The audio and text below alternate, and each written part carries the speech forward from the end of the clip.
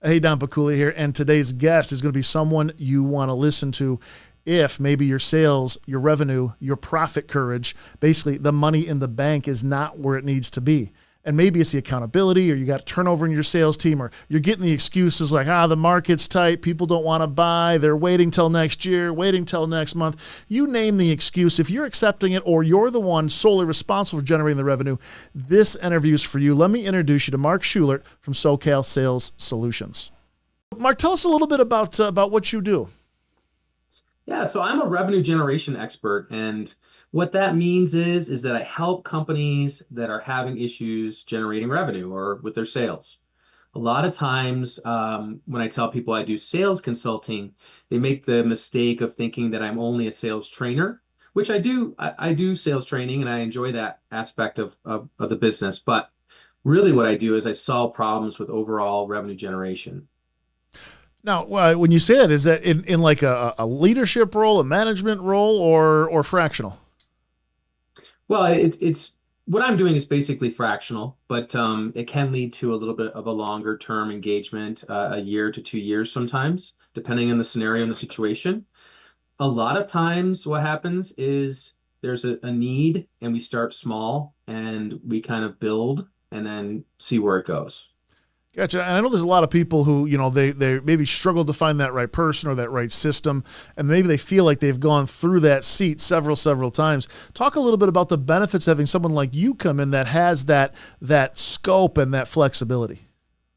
Yeah, it's very expensive and time consuming to find a full-time vice president of sales. And the scary thing is you're spending all that time and that energy and that money, and then you may not even end up having a good match for someone that you're really excited about after they're in the seat for a while. So one of the great benefits of a fractional person like myself is that we get to, like I said, you can start kind of building out slowly, building some infrastructure and some process, procedure, strategy, see how you like it, and then work into a longer term relationship. Yeah, and I know there's a lot of companies that maybe you've seen this where like the founder or the now entrepreneur is the number one revenue generator, and I think what you'll find is that's really not a scalable solution as they plot out their growth. Are you seeing similar stuff? Yeah, a lot of entrepreneurs are very passionate and charismatic, and many times they have a great product or service that they're very excited about. And also, many times it may be in the right market situation where the sales for that product or service take off and do great for a year or so.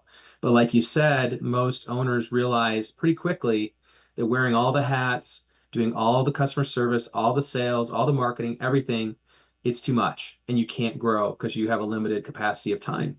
So, building out a sales organization with a sales process and strategy it becomes essential. And a lot of times that's that process, if you want to even call it a process, is just kind of what we do, and then if it's not documented, it's not held up, not looked at on a regular basis, tweaked and followed, it becomes just a cluster of information and a cluster of actions, and everyone does it differently. Talk a little bit about the importance of not only having the process, but documenting the process and then kind of following up to make sure it's being followed. Yeah, very, very commonly, companies do not have a repeatable process, or different reps have a different process to achieve the same type of result. And so you don't want to take away stylistic differences. You want people to be able to use their strengths to the best of their ability, but you also need a way to bring on new people, get them trained and up and running quickly and efficiently in a way that is effective, and in a way that you know is going to work, and in a way that's consistent with your culture and your vision for the company. So that's why it's so important to document it and have like a sales playbook that basically has all of the types of information in it that would help someone that's new, or correct someone that's been with you for a while, and maybe like an annual review to talk about how they're going about their job. Love it. Now tell me a little bit along those lines about maybe some of the similarities or the differences between sales and marketing, because pretty much everywhere you go, they have a different definition. What do kind of you how do you explain those two? Where are they similar? Where are they separate? Well, they're integrated, right? Sales and marketing really work the best when they're working well together. And that's why the strategy comes into play. But it's interesting. you bring this up because this is a very common situation where, especially entrepreneurs or smaller business people, they don't really differentiate between sales and marketing. So, in a really simple way, I tell them the way you look at marketing should be your lead generation. How are you getting leads? How are you getting the word out about your product or service and getting an opportunity or an at bat for a sale, right? So the marketing is kind of the how do you get the people? Sales is how do you get a sale and close them? And it's a pretty simple way of looking at it because I know that there's a lot more that goes into marketing than just simple lead generation. But I think it's the cleanest way to look at it for somebody that doesn't really understand the difference between marketing and sales.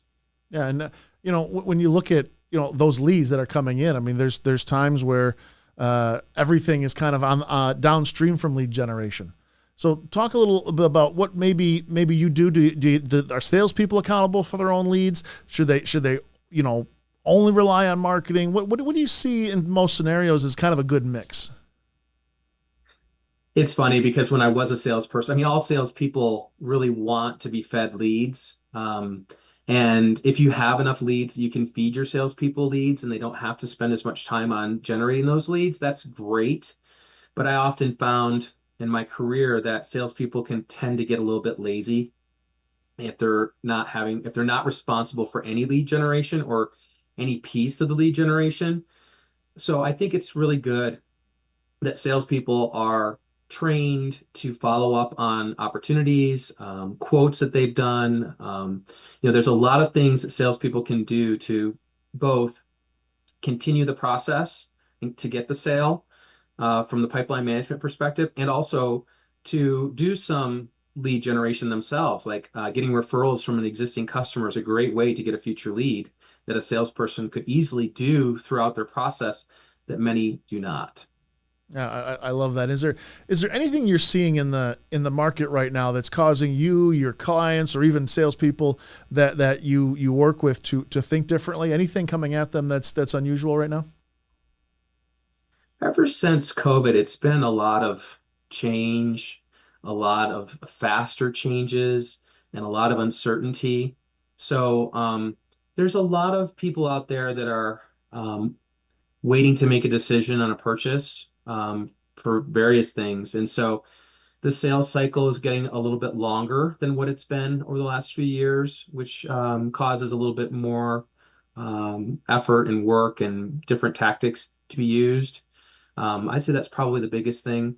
The other thing is with interest rates being a little higher than what they have been, um, people aren't as free with cash. So depending on how large the sale is that you're working on, if financing is involved, getting people qualified and financed has also become a little bit more challenging than in the past. And how are you kind of coaching these clients to either be patient through that system or put additional steps into that system without being pushy or applying pressure? How are they getting through that right now? Yeah, honestly, I think that things were so good for so many industries for the last 3 to 4 years that some of the tried and true, practices of getting leads and closing leads were forgotten a little bit. And so I think just going back to, a good sales process from beginning to end, and that's partly to do with what we talked about before with following up on maybe opportunity, like if you've had a sit down with a customer and you've presented your product or service and you weren't able to close, being able to go back to those and keep them in your pipeline and keep a regular cadence of contact with that person or company to find out where they are and really try to dig a little deeper to figure out what the objection is. Because many times salespeople receive an objection of, I just want to think about it. That's very common. And that's not the real objection. The real objection is they're not sure if you're worth the money. Maybe you haven't done a good enough job of establishing the value and differentiating your company or your services from your competitors. Yeah, that's one of those areas where uh, we hear no in sales, and a lot of people don't realize that's kind of just the start of our work, isn't it? I mean, they're like, okay, you don't want, I'll move on, but there's that's kind of where the fun begins, right? Yeah. Yeah, and many times that's really where you can get your best customers. Sometimes your best customers are the hardest ones to obtain, right?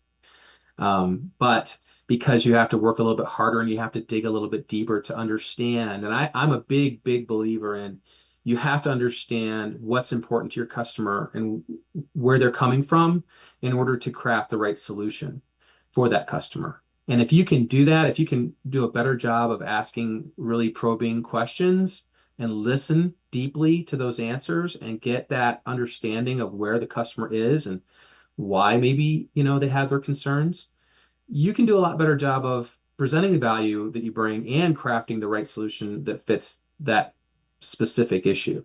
And Mark, what got you into sales? Was it something that you want to do for a while, or how did this happen? It's a great question. It's funny. I used to think when I was a young man that sales was manipulative or trying to trick someone into doing something. And I kind of got into sales by accident, actually.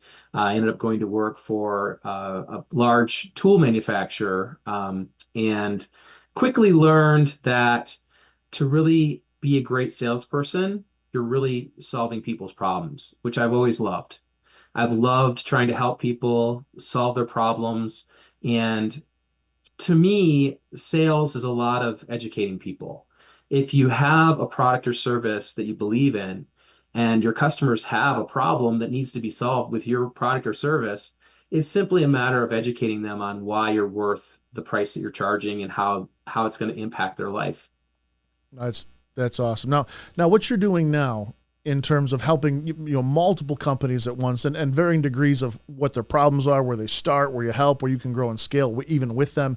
How do you go about making sure it's a good fit with those clients of yours? Well, just like I was talking about earlier, I think asking really good questions and trying to understand where the client is coming from and what the current situation that the client is facing is absolutely critical. Many times I'll get a call from a potential client that says, "I need you to hire me a new salesperson." And so I love those because it starts me asking questions that kind of gets deeper to the issue.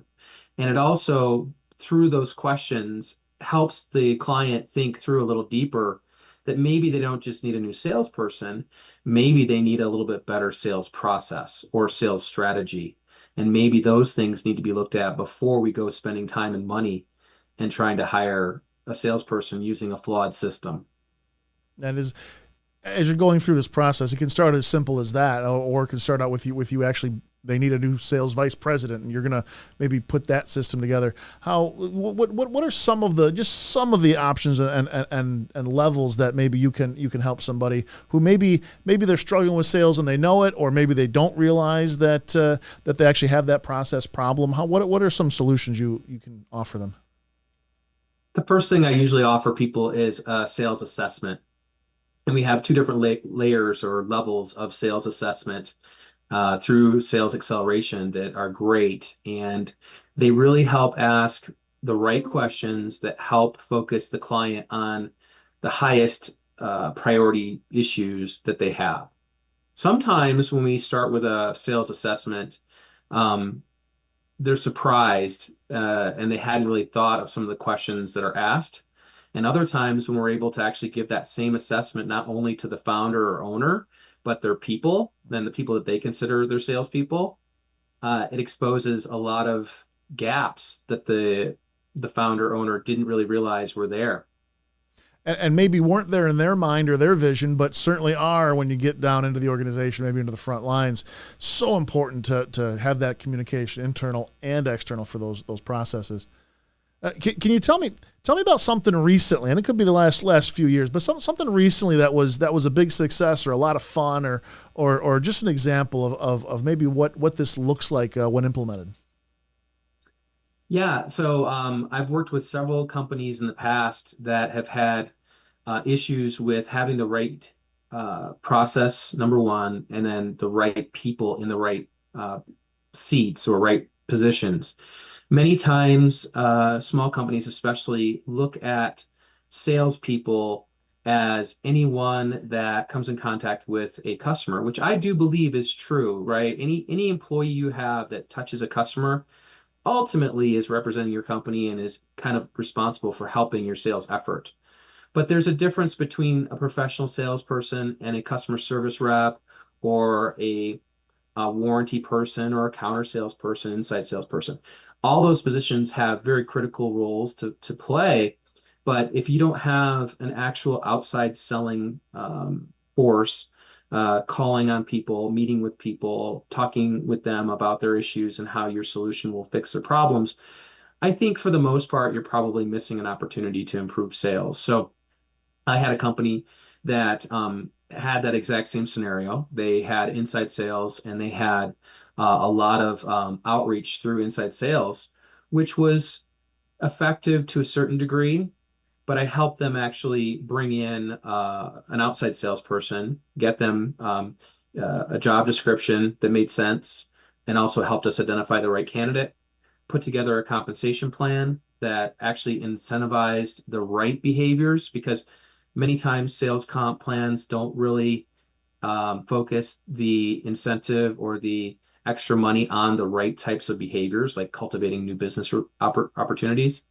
And then we're able to get that person onboarded, trained up on the company and the product and the process, and then was able to go out and call on customers and had a fantastic result of improving the sales, but mainly improving it through new customer relationships and then creating new customer loyalty uh, through that process.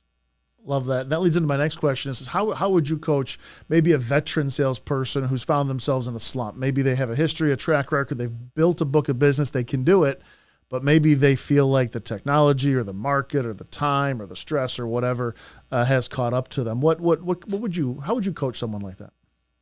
I have a real heart for veteran salespeople because things are changing so fast. The use of artificial intelligence and CRM tools and automation tools. There's so much out there today that wasn't available even 3, 4 years ago. And so, if you're a veteran salesperson, especially if you're working in an organization that hasn't really given you a lot of new toys to play with or investment in the sales process, um, you're probably kind of stuck in a rut many times doing things a certain way. And if you're not careful, you'll start to realize that things really have changed and you're not really going about the process the way that the client wants or is now becoming accustomed to a new way of doing it. So, with veterans, I think the first thing is understanding where they're at, asking them a lot of questions about what's working, what's not working. And sometimes what you also learn is that the company is not supporting the veteran rep maybe in a way that they need to be supported. And so they're out there carrying an extra heavy load that they shouldn't be. Maybe that's in having to do extra things. Maybe that's in having to spend a lot of extra time on lead generation, things like that. So understand where they're at, where they're coming from, and then helping them kind of see what's out there in the form of tools that they can use, new tools, technology, um, and then trying to find ones that are easy to implement because that's the other issue. On the other end of the spectrum, many times veteran sales reps have a difficult time because so many new technologies and tools have been layered onto their daily life and it's changed so dramatically and no one's really helped work them through why they invested in those things and what the best ways are to use them and showing them that they can actually make their life a lot better instead of just creating a lot of extra hassle. And sometimes they come across even for the companies as shiny objects. And so the veterans are sitting like, oh, I've seen this change before. We'll go back to the old way in like 6 months. I'll just wait it out. And Yeah. meanwhile, they're just like a stick in the mud sometimes. Yeah, for sure. If it is a company that has kind of changed philosophies or directions with the wind a lot, that's another thing you'll have with veteran salespeople is they'll be like, this is just the flavor of the month. If I just kind of wait it out, we'll go back to doing it the way that I like and the way that we've always done it. So that is definitely a scenario. 100%. Mark, I want to transition just a couple of questions that may not be as business related, but what's something you like to do for fun? I love to cycle, but I road cycle and mountain bike. I live in the mountains and absolutely love it. I just did an event this past weekend where we rode 60 miles the first day and 40 miles the second day for charity. Um, it was just a lot of fun. It's really great exercise. And I always joke that, I used to be a runner, believe it or not, and the impact on my joints was getting too harsh. And so I went to a lower impact sport, cycling, and it's low impact as long as you don't crash. And then it's high impact. But yeah, I love doing that. I love skiing, both snow and water skiing. We live near a lake and love to be on the water. Love to be with my family.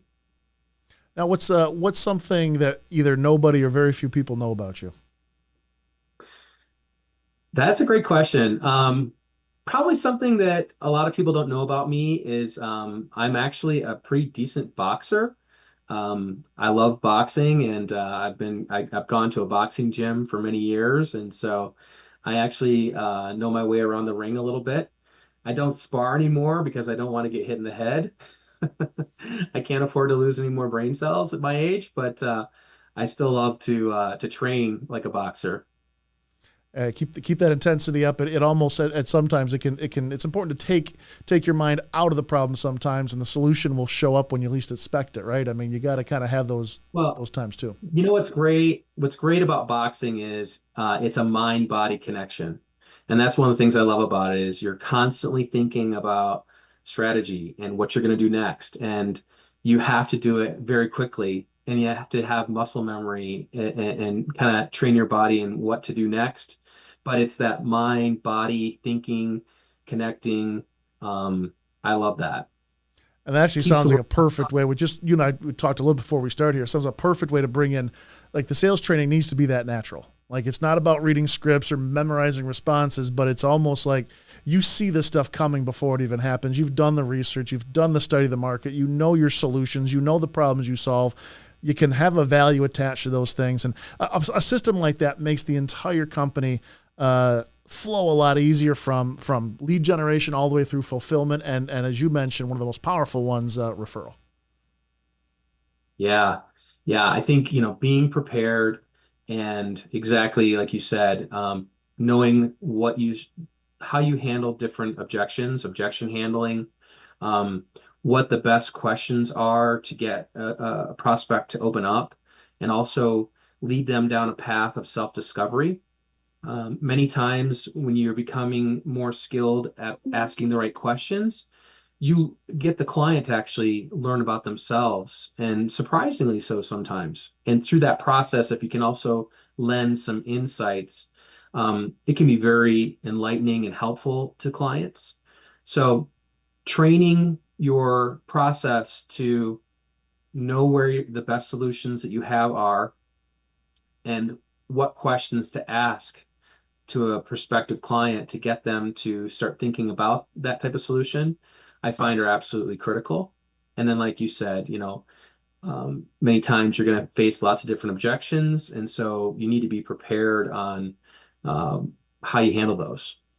And along similar lines, I mean, you got clients that I'm sure when you first started working with them were on the fence, and maybe they didn't quite want to spend the money, or they didn't quite realize how important the problem was, or maybe they were going to try to hope it gets better on their own. What kind of advice do you have for people who are looking at this and say, yeah, that might be nice, but I think I'll be okay? I mean, how important is it to really get your revenue machine dialed in right now?